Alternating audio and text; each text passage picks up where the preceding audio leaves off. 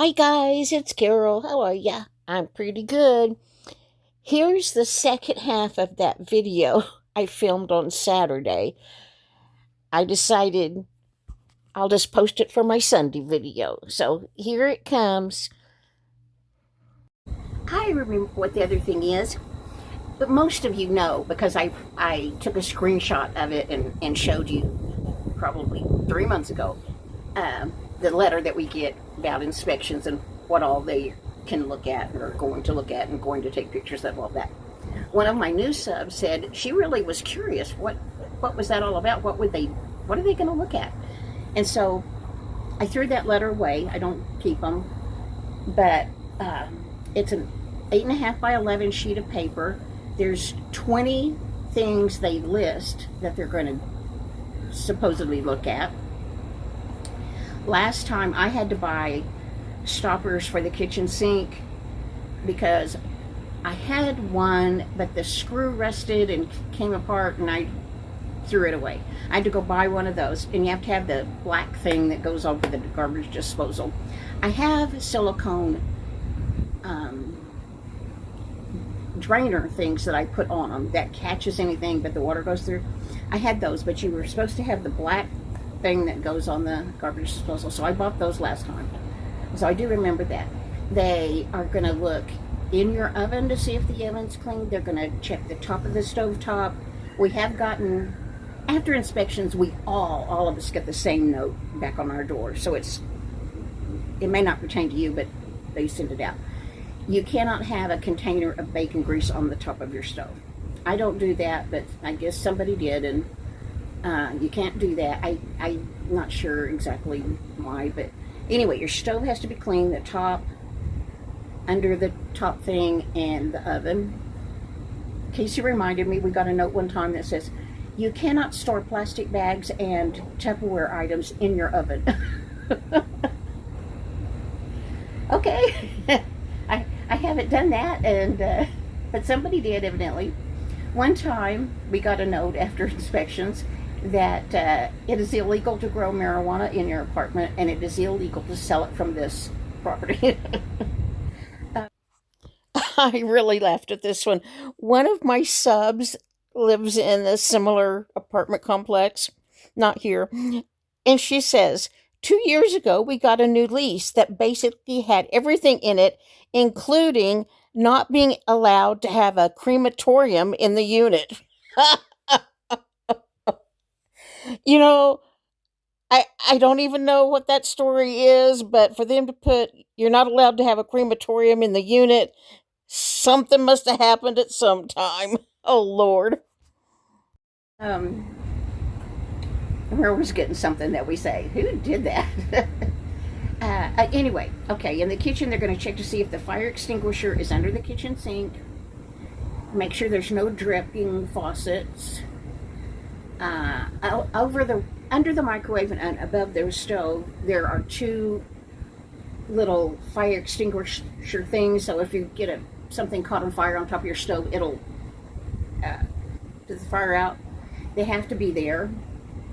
They check the smoke detectors there's one in each bedroom and one in the living room and one in the hall. They push it to make sure the battery in it is good. You have to keep the batteries fresh. They check that. They check to make sure they can't see insects of any kind. You're not supposed to have any kind of furniture, even a desk or anything even lower than a window. You're not supposed to have anything in front of the window. So if there were a fire, you could get out that window. Well, at my age, a desk in front of the window would be a help because I could climb up on that. But anyway, no piece of furniture in front of any of the windows or the doors, of course. They check the bathrooms, they check under the sinks, they check the sinks, make sure they're not dripping, check the bathtubs to make they're not dripping. Trash has to be removed. The apartment is supposed to be clean. The flooring is supposed to be clean, either mopped or carpet shampooed. The flooring is supposed to be clean, which I have a problem with. I've lived here 12 years. I think every year when you have to sign a new lease, they should clean the carpet for you. No, they clean the carpet before somebody moves in, and they don't clean the carpet again until that person moves out and they're getting the apartment ready for a new person. I think when you sign a lease, they should give you a free carpet clean, but they don't.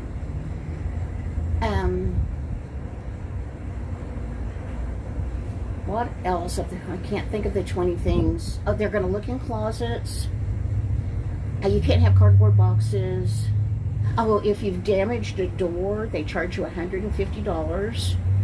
And evidently there are some domestic disputes here every now and then, because I have seen doors in the dumpster that have, had a fist punched through them or something.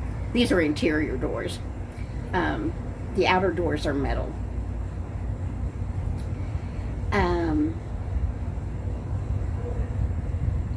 Window glass can't be broken. Well, this one right here has been broken for about, I lived in another apartment upstairs, and then I moved to this one. So I don't know how many years I've lived in this one, but at least 10. These windows don't really open very well, and I had forced one open to get fresh air in, and then I couldn't get it closed. And the maintenance man we had at that time came, and he forced it down. When he did, the window cracked. And it's been cracked for years now, and I've turned it in and turned it in and turned it in. In fact, when I went to the app to check to see what my water bill is, which is how I found out that they charged me $17.06 for rent this month. Like I said, you have to pay through this app. You go to the app, and it'll show what your water bill is. We have to pay the water bill to them as well. And it'll show your rent. And it'll show any service maintenance requests you have. I have 3 that have been active since April. I submitted the maintenance request in April, and they haven't been done. But one is my ice maker has not worked in years and years. This window's been cracked for years and years. I forgot what the third one was. Oh, it was probably my front door and my patio door. The weather stripping across the bottom has torn loose. And so both doors have a little strip that just flops and goes back and forth. It's not. The maintenance man told me if I wanted him to fix that, he'd have to remove the door. And it would have to be off for a while. Well, either it's too windy, too sandy, too hot, or too cold. He never has been able to do it because of those things.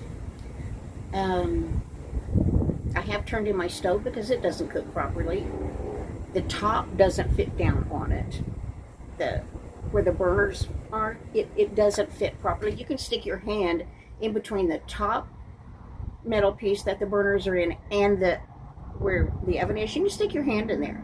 You should not be able to do that.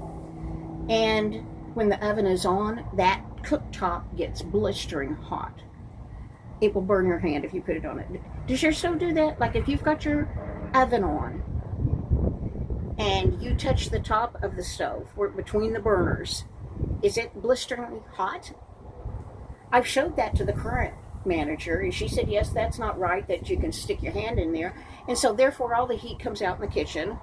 In the winter, that's good because it heats up the apartment, but in the summer it's horrid.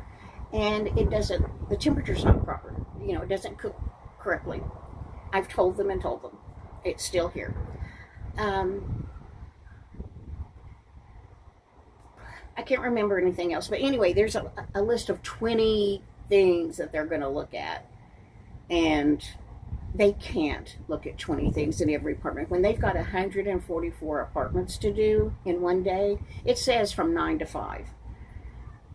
I don't think you could spend that time in each of those apartments. Now, every 3 months, they just inspect 2 buildings. And that's because the spray guy is pest control. It comes every 3 months, and it rotates through the apartments. So you get him every 3 months. And they do an inspection because Um, Someone from the office has to come with a key to let him in if you're not home. And your dog has to be in a crate. And then we have inspections for owner inspection. We have an estate inspection. Those are the residents that have HUD get a HUD inspection. We have inspections. I just get way stressed over things that I should not get stressed over. But here's that gentleman I was telling you about. His first video got 14,000 views. Wow. Anyway, you find him by Adventures of the B&R 2025. His channel name is Adventures of the Broke and Retired. He's actually retiring in January. Okay. Again, I'm going to have a live on Monday evening, 7 p.m. Central Time. I hope you can come. I don't know what we're going to talk about yet, so you think of something in case I don't come up with anything, but I'm going to try real hard. So I'll see you Monday at 7. And, okay, that's it for today. I appreciate you so much. I really, really appreciate you so very much. Thank you for watching. Thank you for giving me a thumbs up. And thank you for leaving me comments so I have some idea who's watching, and I think I'm friends with you if I see your name over and over. Okay, we're going to stop this now. I remembered the important thing I wanted to tell you. My friend Debbie, I'll put her channel name up here. Here she is. This is Debbie. Her channel name is Kentucky Life with Debbie. And she's going to do something that I think you'll love. So stay with me. She is going to start reading the book Anne of Green Gables. I'm really excited.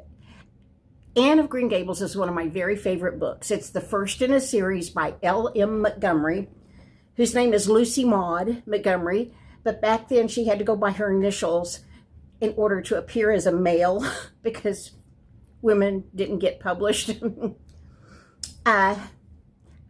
You know, I worked at the library for 20 years.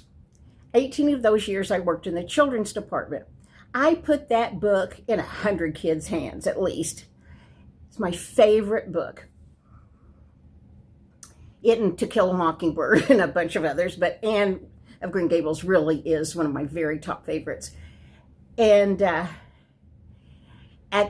also when I worked at the library, I only told children that I wanted them to watch 2 movies based on books. One was Anne of Green Gables, but only the 1985 PBS version.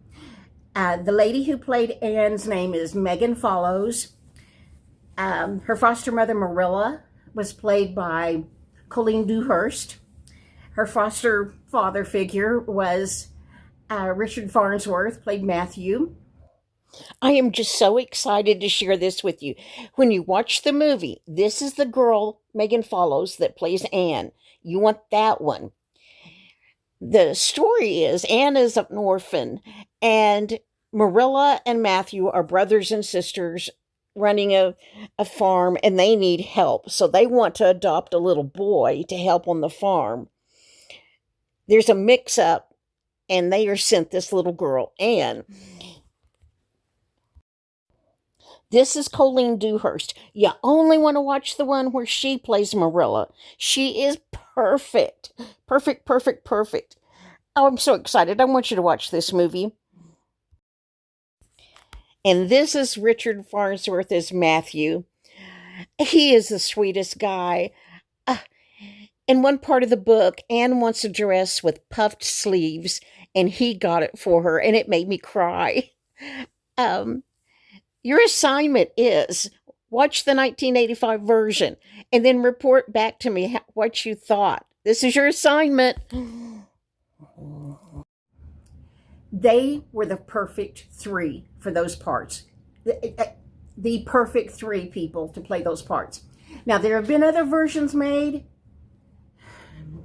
No, just no. I watched one that I just hated it. If that had been the first thing I had ever seen about Anne, The more recent versions just are not as good. If you're going to watch one, only the 1985 PBS version with Megan Follows. You can buy it on Amazon for like $20. Your library probably has it to check out if they check out DVDs. Ours does. And when my kids were home, we watched that a couple of times a month. Huh? So on some streaming companies, I heard Roku has it, I don't know, and some others. But anyway, watch that DVD, but also read the book. Anyway, Debbie is going to read a chapter or two at a time. You know, the first year I had my YouTube channel, at Christmas, I read 2 books. They were Christmas themed books. But then I needed to take them down because I found out if they're not public domain, YouTube can give you a ding and they can take your channel away for like 3 months if you're reading somebody else's work because it's copyrighted. Books become public domain 70 years after the death of the author. And L.M. Montgomery has been gone more than 70 years. Anyway, I want y'all to support Debbie in that. At least listen to the first 2 chapters. I love Anne. When I worked at the library and outside of the library, I told people all the time, when I get to heaven, one of the very first people I'm going to look up is L.M. Montgomery, Lucy Maud, because we are kindred spirits. And if you have read Anne, you'll know what that means. I read her biography. She is Anne. I loved her biography too. But anyway, I don't know when Debbie's going to start that. She just asked in the last video I saw, she was asking us, would anybody watch if she did that? And I will. Okay, I'm going to end this here. Thank you so much for your support, guys. I really appreciate you. This is really and I'll see you at my live Monday night, 7 p.m. Central. 7 p.m. See you Central then. Time. Bye. I'll have a live. Have a wonderful I sure Sunday. hope you can come.